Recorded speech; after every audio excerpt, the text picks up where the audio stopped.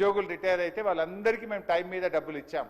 కానీ కాంగ్రెస్ హయాంలో, ఎందుకంటే ఈరోజు నేను అసెంబ్లీకి వస్తూ ఉంటే పొద్దున్నే నా సిద్దిపేటలో ఒక డాక్టర్ జగత్ Kumar Reddy, retired JD veterinary, పొద్దున్నే నా దగ్గరికి వచ్చి, అన్నా కొద్దిగా అసెంబ్లీలో మాట్లాడు, నేను అక్టోబర్ 2024లో రిటైర్ అయినా, ఇంతవరకు ₹1 రాలేదు, హైకోర్టుకు పోయి ఆర్డర్ తెచ్చుకున్నా అయినా రాలేదు, హైకోర్టులో కంటెంప్ట్ వేస్తే కూడా వాయిదాలు అడుగుతూ ప్రభుత్వం మమ్మల్ని ఇబ్బందులు పెడతా ఉంది.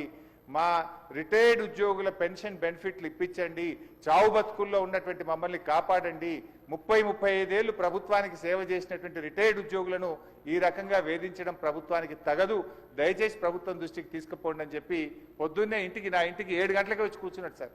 నేను బయటకు వచ్చేసరికి ఏంది ఇంత పొద్దున్న వచ్చినామంటే, ఇట్లా ఉందన్న ఆరోగ్యం బాగాలేదని చెప్పమంటే బట్టి గారికి చెప్తా తప్పకుండా ఈరోజు నేను మాటించి వచ్చి ఈరోజు చెప్తా ఉన్నాను అధ్యక్ష.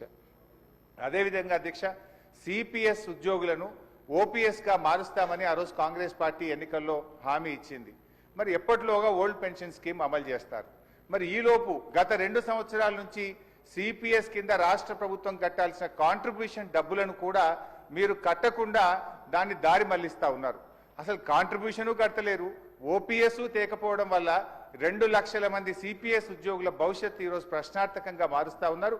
దయచేసి సిపిఎస్ కాంట్రిబ్యూషన్ కట్టండి, ఓపీఎస్ విధానాన్ని ఇచ్చిన మాటకు కట్టుబడి తక్షణమే అమల్లోకి తేవాలని చెప్పి మీ ద్వారా కోరుతున్నాం అధ్యక్ష.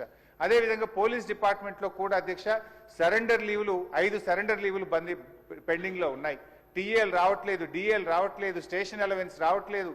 మొన్న ఒక జూబ్లీ హిల్స్ ఎలక్షన్ ఉంటే యూసఫ్ గూడ బటాలియన్ మాత్రం సరెండర్ లీవులు టీఏలు ఇచ్చిండ్రు. రాష్ట్రంలో 1,00,000 మంది పోలీసులకు సరెండర్ లీవులు టీఏలు డిఏలు రాక ఇబ్బందులు పడతా ఉన్నారు. దయచేసి పోలీసులను కూడా ఆదుకోవాలని, గతంలో నేను ఫైనాన్స్ మినిస్టర్గా ఉన్నప్పుడు ఎప్పటికప్పుడు సరెండర్ లీవులు డిఏలు ఇచ్చాం. ఈ ప్రభుత్వం వచ్చిన 2 సంవత్సరాల నుంచి పెండింగ్లో ఉన్నాయి కనుక వాటిని విడుదల చేయండి. ఇలా పోలీసులు కూడా తీవ్రమైనటువంటి ఆవేదనలో ఉన్నారు. పోలీసులకు ఉండే ఆరోగ్య భద్రత స్కీమ్ కూడా బంద్ చేసిండ్రు, మీరు ₹1,00,000కే పరిమితం చేసిండ్రు. పోలీస్ కానిస్టేబుల్ చాలా ఇబ్బంది పడతా ఉన్నారు.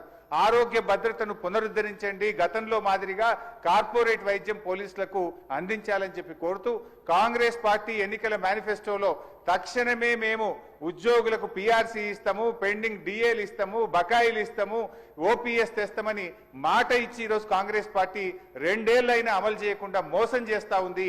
జరిగిన అన్యాయం ఇప్పటికే చాలా జరిగింది. తక్షణమే ఇప్పటికైనా ఉద్యోగులకు, రిటైర్డ్ ఉద్యోగులకు, పోలీసులకు ఇచ్చిన హామీకి కట్టుబడి మేలు చేయండి అని చెప్పి మీ ద్వారా ఆర్థిక మంత్రి, డిప్యూటీ సీఎం గారిని నేను కోరుతా ఉన్నా అధ్యక్ష.